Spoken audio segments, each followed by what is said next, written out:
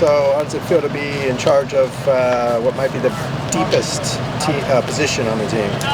Yeah, it's exciting. I walked into a great and fortunate situation, having all of that talent in that room. It's a bunch of guys that love to compete, that thrive in competitive settings. They want to be challenged, they want to be pushed. And the biggest thing about that is that they're coachable. They want the knowledge, they want to know the whys, the hows of what we're asking them to do, and that is producing plays on the field and allowing us to be who we want to be as an offense. You talked about your offense being probably top 3 in the Big Ten. How does it feel to have the core coming back, Logan Loya in the group, and the teammate coming back from not playing last season? Yeah, I mean, it's those guys having that experience makes my job easier. Obviously, they have a bunch of reps, a bunch of snaps. They produce, they played at a high level. Having TMA come back, I'm excited to see him go. He's hungry. He has a chip on his shoulder, and I'm excited to watch those guys play. They've been battling all camp. Each one of those guys, and that's not just with Logan and J. Mike and TMA. You got Rico coming in and solidifying himself as a guy that we can possibly count on and hopefully count on to make plays for us. But the rest of those guys in that room, they are. I tell them every day, make it hard for me not to play you. Force my hand. So how about Rico Flores Jr.? Is he learning the playbook pretty quickly so far? Yeah, sharp kid, very sharp kid, very smart. For him to be as young as he is, he's mature beyond his age.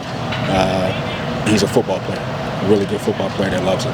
So I'm excited to have him. What kind of versatility does Titus bring to the table?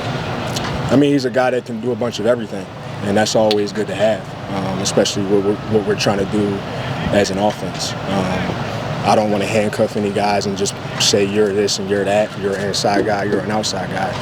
If guys had a versatility to show that they can play in the slot, play outside, be a jack of all trades and be a guy that we can do things with, then we're going to put those guys in that position to do that and be able to get their ball in their hands, different ways.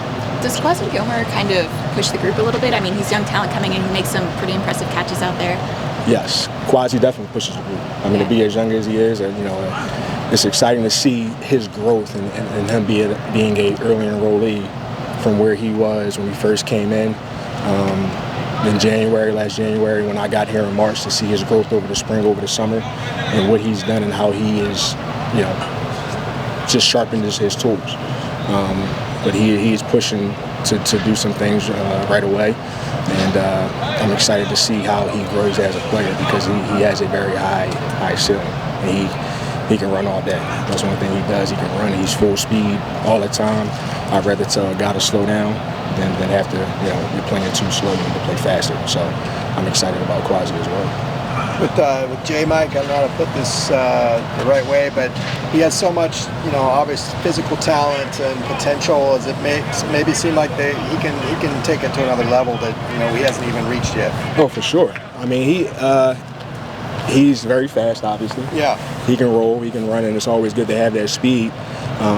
But I'm trying to develop him and polish his game and become a complete package, not just a guy that can just takes the top off. I want him to be able to run every route on the route tree. I want every guy in the room to be able to do that. But a guy like that with J. Mike, I believe his track time many years ago in high school was a 10.3, a guy that can roll like that. And if we can continue to work on his tools and his transitions, he'll be dangerous. Who would be like a new guy or an under-the-radar guy that you think is going to make an impact in the receiving corps this year?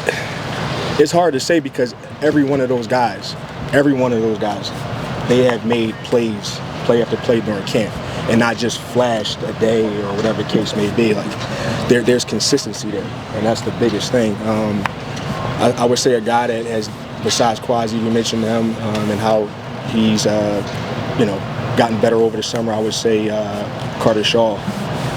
Carter Shaw has developed and done some good things, and that work has shown that he's put in over the summer. I tell those guys all the time that the work that you put in the summer is what's going to show, obviously, out here. You know, you go take your spot, you know, in summer. In camp, you get to show and put on display all the hard work that you've done. So Carter has done that and it's shown. Can you see the coach's kid in him? Yeah, very very smart. He thinks he thinks outside the box. And obviously, as a coach's son and as a head coach, that's what your job is, to think outside the box and think of things that maybe other people don't. And he'll bring up things during meetings sometimes, or he'll come to me and say, you know, certain things, and I'm like, okay, well, yeah, you get it. So it's pretty cool. What were you doing last year at this time? I know you were with the Titans last in 2022, but Yes. What was last year like? Last year was tough being out. I was with the Titans in 2021, 2022. Was let go after that 2022 season, but for me it was a blessing. I got to work on myself, and most importantly, I got to be there for my wife, who was pregnant at the time. So it was a blessing in disguise. You know, I had a chance to sit back and view football from a different scope, but I was able to spend time with her, be there with her through that whole thing. And you know, she's been there for me and with me every step of the way ever since I got into coaching 11 years ago. So, you know, to be able to take a step back and be there with her gave me a different perspective on a lot of things. So, didn't, you know, take a step away from ball, still did my own thing, still studied. And now I'm able to, you know, take those things that I've learned and reflect on myself and things that I could do better and now bring it here. So I think it made me better. So did Deshaun reach out to you about this? So Coach Bieniemy, EB, I did an internship with the Chiefs over the summer in 2016 or 17. So I had the opportunity to spend the summer with the Chiefs in that organization. Great men, great people in that organization. And I was in the receivers room, but I remember taking the bathroom break, going out and going to the bathroom, and I hear Coach EB in his meeting room talking to his guys, and I just peeked my head in and just listened and saw what he was doing and how he was teaching. And for that time I was there, I kind of gravitated towards him, you know, a lot. And he has made an impact on me and how I coach and the way I do things. He's a great mentor of mine. And after that internship, stayed in touch with him. Always told him that, you know, if there's any way that I can work for him in any shape, form, or fashion, that I would love the opportunity. And here we are. So, Coach, talk about that brotherhood, that wide receiver room. Everyone's rooting for everybody. See TMA coming back, for example. Talk about that culture in that wide receiver room, locker room. Yeah, it's interesting because obviously we have the culture within the team, but every room takes on their own identity as well. And as I said before, I've walked into a great situation with great kids and great players. So I'm just trying to get them to rewire their hardware a little bit and their programming, and just instill the things that I need to see and that I want and that I demand out of them. But you know, there are no issues. I mean, culture is what, you know, is defined as what things look like at their worst. You know, but we're putting in the work now and getting those guys battle tested within my room, but not just my room, this entire team, and making this camp as hard as we possibly can for them. So when they come out on the other side and we're ready to kick the ball off, they're battle tested and they're ready to go. With the depth at the position, what are, I guess, some of the little things that may separate a receiver from, you know, being up higher than one another on the depth chart when there is so much competition? Yeah, I mean, as guys, obviously, they got to know what to do.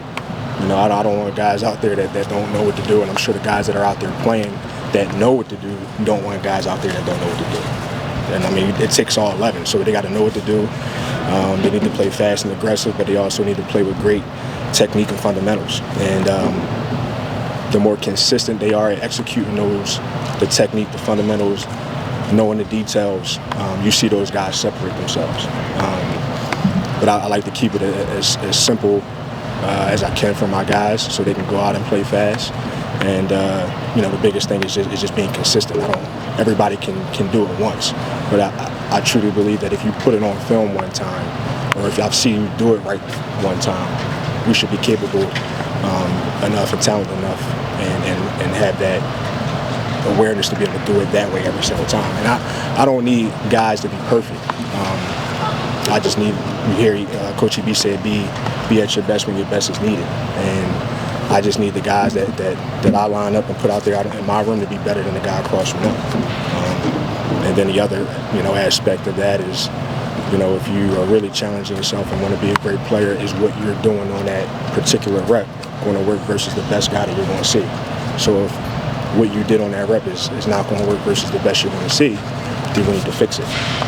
And the guys that get that and understand that are very critical of themselves, and they are critical thinkers. And how can I make that better? How can I make that rep win versus anybody, not just maybe a second string or a walk-on? Is it going to work versus that All-American or that potential first-round draft pick as a DB? That's how I want those guys to think. And if they think that way, you start to see them process through things a little bit more further, and just like the bones of it.